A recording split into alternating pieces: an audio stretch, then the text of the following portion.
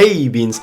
Today we've got a pretty spooky conspiracy about the relationship between the Forgotten Desert and Kimbara Outback and what that means about the history of Animal Jam and some creepy stuff that Animal Jam might have actually thrown in there. This entire theory is based off of the fact that there is a western town in the Forgotten Desert that eerily resembles Kimbara Outback. Now, if you don't believe me, there are actually plenty of signs. In the old western town in the Forgotten Desert, there are two buildings that each have kind of a big paw print at the very front on the top of them.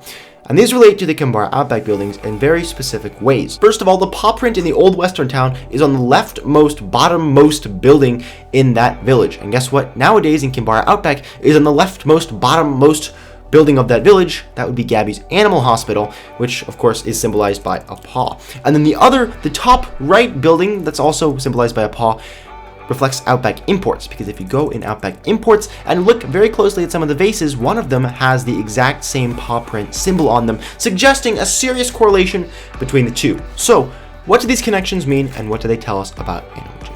This theory is going to follow a story. Each part of this story has evidence to support it, but let's start before the land was turned into the Forgotten Desert. According to Liza, the land was once thriving and lush, which means it was once full of trees and plants and flowers, just like all of the other lands of Jamaa. Now, this land was extremely important, but only important to the Jamaasians. We don't know why this land was important, since the old land has been forgotten, hence the name Forgotten Desert, but it was obviously important to the Jamaasians, and only the Jamaasians, since the Phantoms not only captured the land, but also destroyed it in order to keep the riches of the land away from the animals. However, if this land was so important, wasn't there some sort of battle for the Phantoms to win it? Well, of course there was, and there's evidence for it. Well, the answer is actually that your animal has hearts. Hearts are only given to animals in adventure lands or battlegrounds, and since when you go into the Forgotten Desert, you get these, this shows us that there must have been some sort of battle there before. Nowadays, there are no Phantoms in the Forgotten Desert to challenge any of us spike collar looking goers who are looking for spiked collars in the Forgotten Desert, yet we still get hearts just like every other adventure.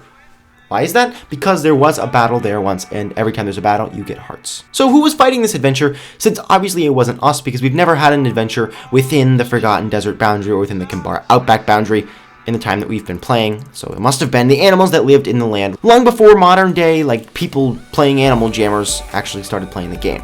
In many adventures, we see a village of species that live in the adventure land. Like, for example, in the Return of the Phantoms, we can meet bunnies who live in the bunny burrow in that adventure. Another example are the koalas that live in the tree houses around the adventure in Meet Cosmo. So this means that there was also some sort of species of animal in this adventure land, and they were the ones who must have fought and lost against the Phantoms, turning this into a battleground where you get hearts. Also, another little piece of extra evidence, why do the animals in the adventure lands never fight back? Well, because they saw what happens to the village that lost their fight and land to the Phantoms, and so now they're afraid and let the Jammers go out and fight the Phantoms for them. Instead of actually going out and doing the things themselves, they just let the Jammers do it because they've seen the destruction and carnage that battle can cause. So after the Phantoms won the battle, they took over the land and destroyed the crystals, also destroying the land in the process. However, the species that lived there didn't leave. Well, the main evidence for this theory is the very fact that there was a western town in the middle of the desert that I mentioned earlier. An old western town with a sheriff's office and stables is exactly what you would expect to be in the middle of the desert. And that is exactly the problem.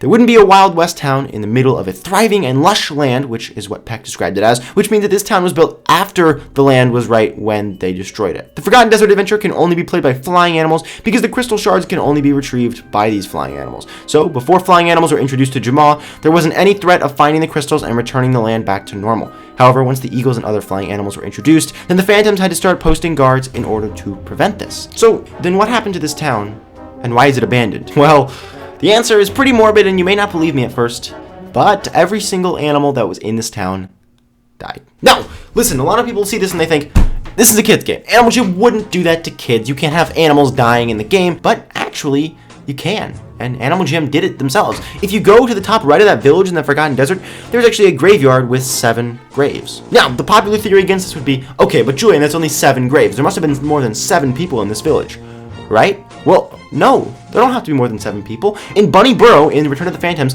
there were only 9 bunnies, and they ran an entire village. I mean, there were 4 that were in the cages, sure, but they were able to run the entire village all by themselves, and it was a much bigger village than this small little Wild West place. So since we see 7 graves, and this old, deserted, forgotten town that looks eerily like Kimbara Outback, we can basically assume that these were animals that lived there who all ended up dying. Now, in previous conspiracies, I have said that animals can't die because one of the forms of their quote-unquote jammer magic is the fact that we can't die. We just respawn and we get put into a deep sleep and we lose our hearts and then we just come back as normal.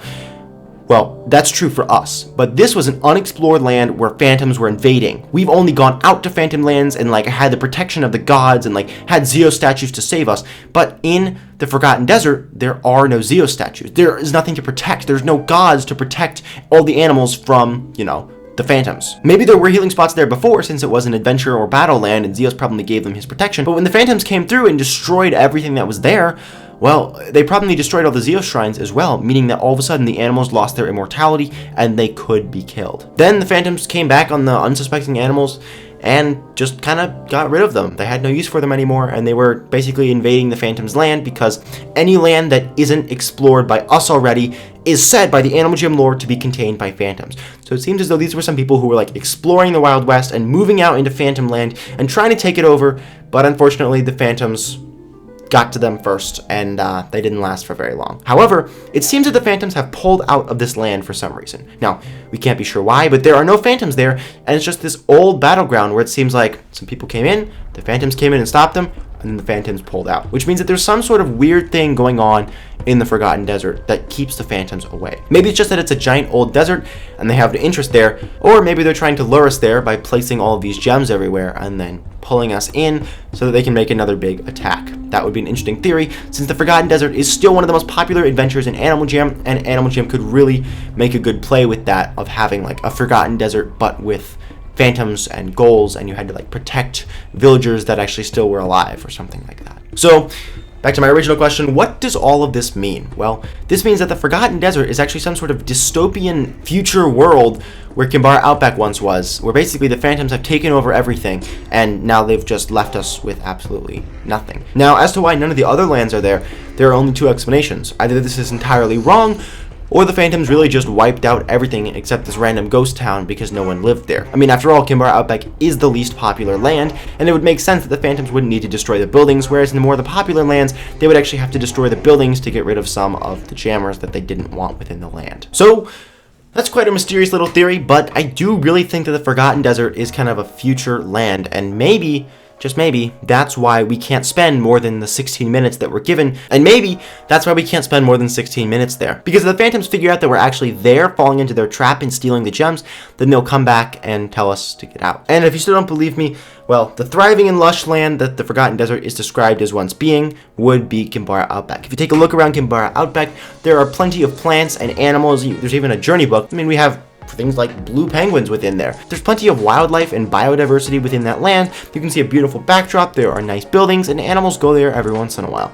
So it really was a thriving land, and this very, very eerily similar ghost town really must be the future of Kimbara Outback. Now, let's say you're still kind of caught up on that idea that this isn't possible because there are no other remains of lands anywhere around the Forgotten Desert. You can't see any other signs that any of the other lands were there.